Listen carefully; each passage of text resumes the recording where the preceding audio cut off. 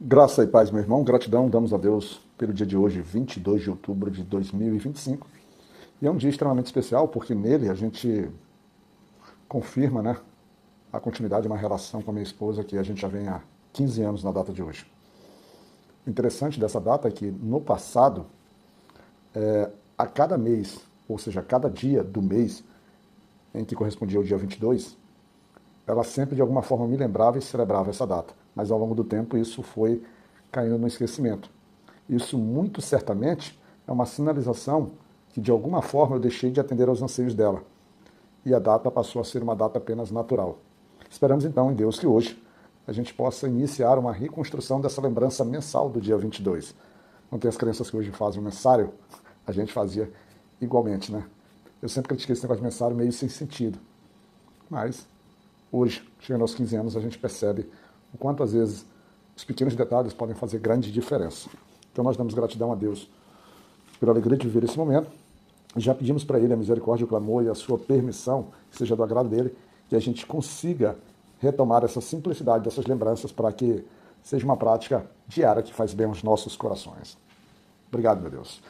A nossa meditação de hoje caminhará pelo livro de Salmos e lentamente a gente vai chegando ao final de Salmos, né? Impressionante, né? Como quando a gente começa a fazer os devocionais e se a gente perseverar, lembrando até mesmo que a Bíblia fala que quem perseverar, aquele que perseverar até o fim, sobre a perseverança, faz com que a gente chegue a um resultado, faz com que a gente caminhe pelas coisas do Senhor e principalmente que a gente cresça, que a gente tenha prazer, que a gente se torne, veja que é possível alcançar o propósito que Deus colocou no nosso coração.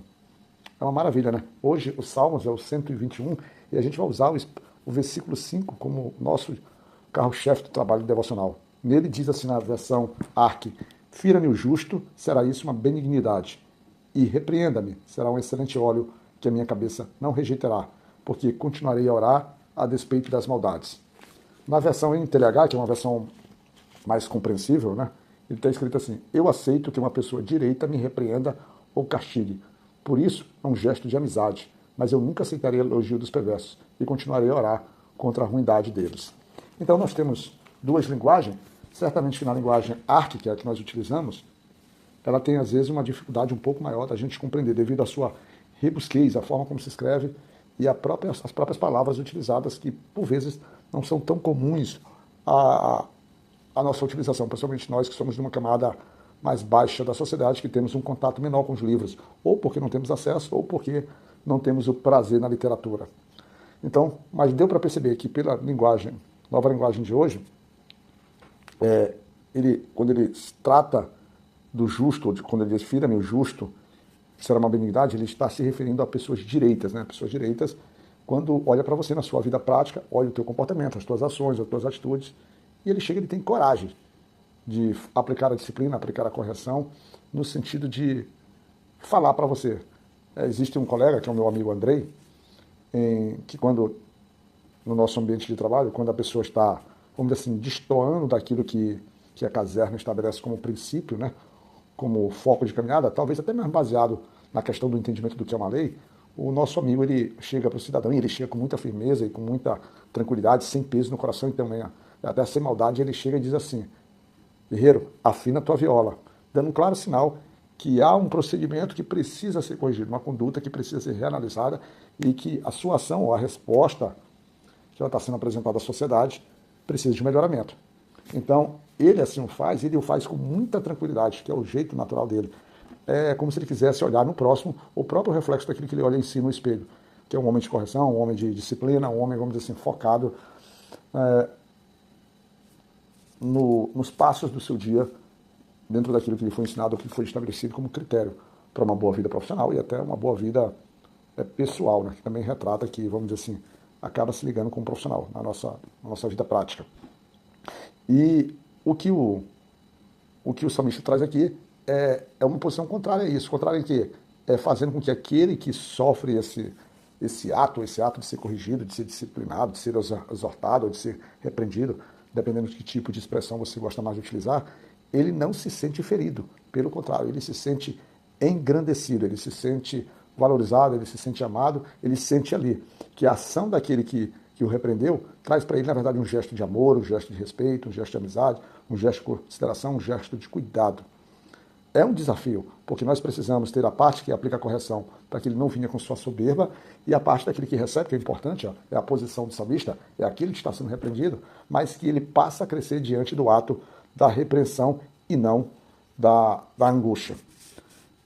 E o interessante sobre isso é que quando a gente, nesse primeiro ponto sobre a correção e sobre a repreensão trazida pelo salmista como um ato de bondade, né? E o próprio salmista, quando diz que a cabeça dele não rejeitará aquilo, dando que diz assim, olha, esse é um ato, essa correção representa um próprio ato de honra. Os reis não eram ungidos, os sacerdotes não eram ungidos com óleo. Ele diz assim, olha, isso é como se eu tivesse sido ungido com óleo, e eu não rejeitarei, eu aceitarei isso. E também como um ato de benignidade. Então, é um crescimento dos dois lados, é algo que é até bastante incomum. Mas o salmista diz isso, e quando a gente vai, por exemplo, em livros como Provérbios, o engraçado, o bom de tudo isso, é que quando a gente compara em livros como Provérbios, como Eclesiastes, a gente encontra, mas principalmente Provérbios, a gente encontra uma linha bem interessante de vamos dizer assim, de solidificação em um livro no outro, que eles se complementando, porque quando você vai em Provérbios, por exemplo, 12:1, 17:10, 27:25, nós temos claramente uma ação sobre aquele que está sendo repreendido, e qual a sensação daquele que está sendo repreendido? No primeiro, ele fala assim, no 12:1, o que ama a correção ama o conhecimento, mas o que aborrece a repressão é um bruto. Quando você vai lá no 17:10, a gente não vai ler todos, só para que você possa ter uma referência, ele diz também, 17:10, mais profundamente entra a repressão no prudente do que sem açoites no tolo. No 27:25, em relação à lisonja, que é um outro aspecto trazido aqui nesse devocional, ou nesse versículo, quando ele fala, a língua falsa aborrece aquele que ele tem maravilhado, e a boca lisonjeira opera a ruína.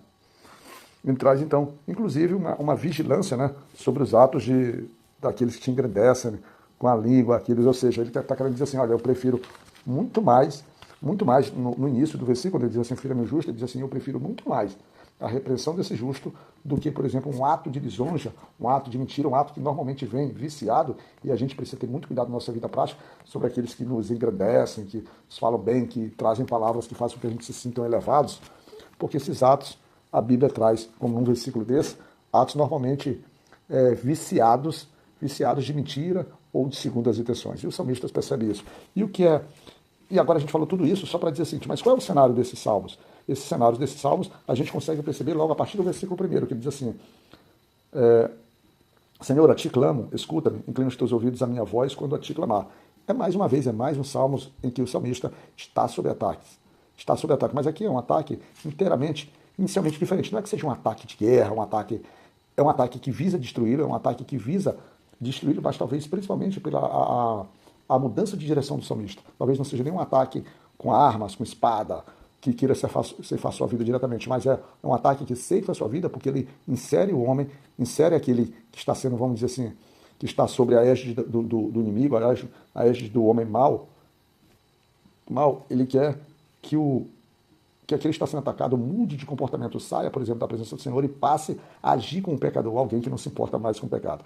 E logo no versículo 2, o salmista diz, suba minha oração perante a tua face como incenso e seja levantado das minhas mãos como sacrifício da tarde, fazendo com que, tendo a percepção que esses ataques são verdadeiros, esses ataques têm força, esses ataques têm poder de destruição, então o salmista vai buscar na oração, na proximidade, na reaproximação de Deus, dizendo o seguinte, Senhor, olha, escuta minha oração quando eu te clamar, e digo, faça com que, assim como os sacrifícios que nós fazíamos, né, através da representatividade do cheiro de incenso e do próprio sacrifício que nós fazíamos da tarde, para mostrar que, junto com os sacrifícios da manhã, as ofertas oferecidas, nós tínhamos uma preocupação com a continuidade da nossa presença diante de Ti, da nossa obediência até o propósito. E aí, ele, a partir do versículo 3, ele vai dizer que diz assim, olha, e uma forma como a ideia aqui é muito mais levar o salmista a pecar do que efetivamente um ataque físico, como nós vimos explicar, o salmista se preocupando, querendo se proteger contra isso, e sabendo que dos principais elementos daqueles que se açoitam contra você, que mentem contra você, que lhe atacam dessa forma, é fazer com que você perca o seu equilíbrio, fazendo com que sua boca seja instrumento de maldição, seja instrumento da tua própria perdição, não mais só maldição para aquele que vai ser atacado, mas maldição para si próprio. O salmista diz então, pede para o Senhor, que ele acha primeiramente no que? Na própria boca do salmista, quando ele diz, põe, ó Senhor, uma guarda à minha boca, guarda a porta dos meus lábios. Para quê? Para que a partir dali que tu esteja sendo, vamos dizer assim, vilipendiado, bombardeado pelo inimigo, a minha boca ela possa ser guardada e não profira não profira aquilo que nós chamamos de maldição e possa sempre ser fundamentada, sempre ser fortalecida no caminho do que é a palavra do Senhor. Bênçãos, bênçãos. A tua boca tem que abençoar para que a pessoa possa ser transformada. O teu inimigo não pode receber de ti o mal com o mal. E o salmista entende isso e já pede uma proteção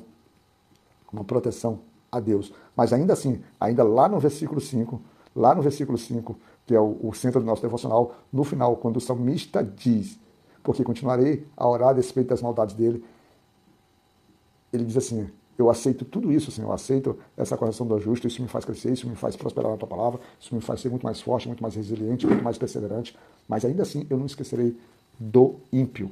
E eu continuarei a orar contra as maldades dele. Talvez, nesse tempo, a oração da maldade se caracterizou como aquelas famosas orações imprecatórias, ou seja, que visavam uma justiça muito rápida e direta nos seus bens, na sua prosperidade, na sua continuidade da terra, até num ponto que aparentemente até amaldiçoava. O que elas se tornam mais leve é porque o socorro nessas orações imprecatórias era uma ação que o salmista não se, ou o homem de Deus nessa época, ele não se utilizava como instrumento, mas jogava para o Senhor o ato de punir, o ato de aplicar a sua justiça. E menos mal nesse aspecto. Mas hoje nós, como cristãos, estamos sempre focados na restauração, ou seja, na restauração, então na redenção desse homem pecador, que nos representa antes do nosso encontro com Jesus, do que efetivamente a sua condenação, porque nós não nos sentimos melhor do que ele.